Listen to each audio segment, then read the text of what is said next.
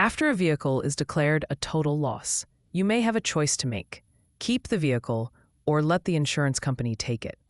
When the insurance company keeps the vehicle, this is often called an insurance-retained total loss. In this situation, the insurance company pays the full settlement amount, takes ownership of the vehicle, and sells it through a salvage auction, such as Copart or IAA. The other option is called owner retention. This means you keep the vehicle after the total loss settlement. Many people choose owner retention because they believe the vehicle is still drivable.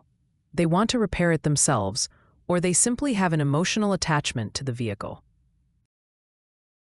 However, keeping the vehicle usually results in a lower settlement payment.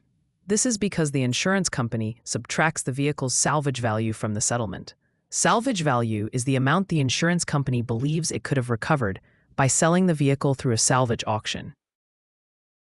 For example, if the vehicle's value is determined to be $10,000 and the salvage value is $2,000, an owner-retained settlement may be approximately $8,000 instead of $10,000. Another important consideration is the title. Depending on your state's laws, a retained vehicle may receive a salvage, rebuilt, or branded title. These titles can affect the vehicle's resale value, financing options, registration requirements, and insurance coverage in the future. There are advantages to keeping the vehicle. You may be able to repair it for less than expected, continue driving a vehicle you already know, or use it for parts or farm use. There are also disadvantages. The settlement is lower, repairs become your responsibility.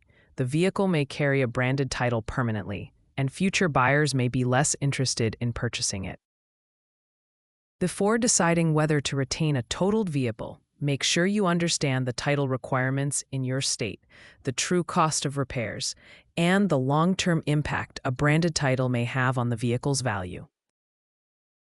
For some owners, retaining the vehicle makes perfect sense. For others, accepting the full settlement and moving on is the better financial decision.